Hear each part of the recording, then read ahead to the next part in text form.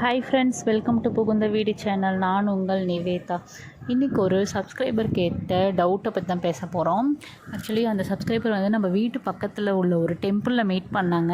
அது மீட் பண்ணி ஒரு அரௌண்ட் ஒரு 6 மந்த் இருக்கும். ஸோ அவங்க வந்து ஒரு செல்ஃபி ஒன்று எடுத்தாங்க. அந்த ஃபோட்டோவை எனக்கு இன்றைக்கி அமிச்சு, அக்கா ஞாபகம் இருக்கா அப்படின்னு கேட்டாங்க. சொல்லுங்கடா, எனக்கு ஞாபகம் இருக்குது அப்படின்னு சொல்லி பேசினேன். இப்போ அதில் அவங்க என்ன ஒரு டவுட் கேட்டாங்கன்னா, அவங்களுக்கு ப்ரெக்னென்சி கன்ஃபார்ம் ஆகிடுச்சான். So anyway good news. So கங்க்ராட்ஜி. இதே போல் எல்லாருக்குமே வந்து ப்ரெக்னென்சி கன்ஃபார்ம் ஆகிடணும். ஸோ அவங்க என்ன டவுட் கேட்டாங்கன்னா, அதாவது அவங்களுக்கு வந்து கெஸ்டேஷன் சாக் வந்து 3 மில்லிமீட்டர் அப்படின்னு சொல்லி இருந்துச்சு.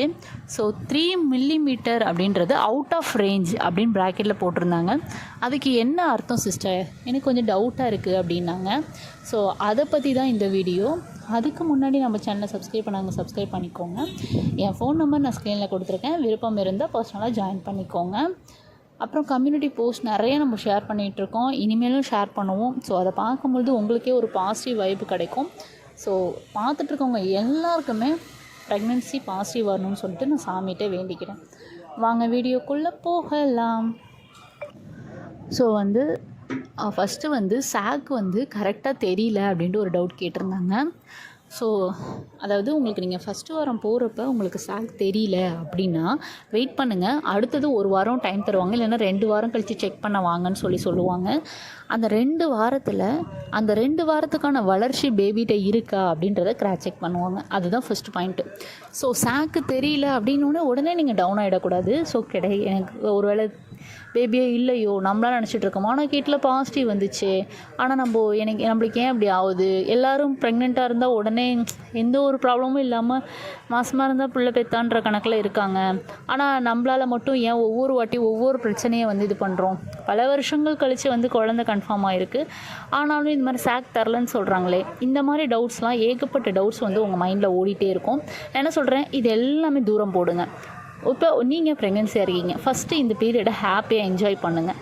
இப்போது you are pregnant, okay. You are pregnant means you have happy, okay. So ஒரு ஹாப்பியான விஷயத்த நீங்கள் வச்சிட்ருக்கீங்க. ஸோ அதை வந்து நீங்கள் எப்படி எக்ஸ்போஸ் பண்ணணும், ஜாலியாக என்ஜாய் பண்ணணும். இதை ஃபஸ்ட்டு மைண்ட் செட்டுக்குள்ளே வச்சுக்கோங்க.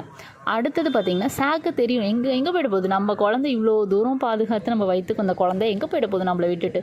ஸோ கண்டிப்பாக வந்து உங்கள் வயிற்றில் தான் இருக்கும், நல்லபடியாக வளரும். அதுக்கான டைம் கொடுங்க.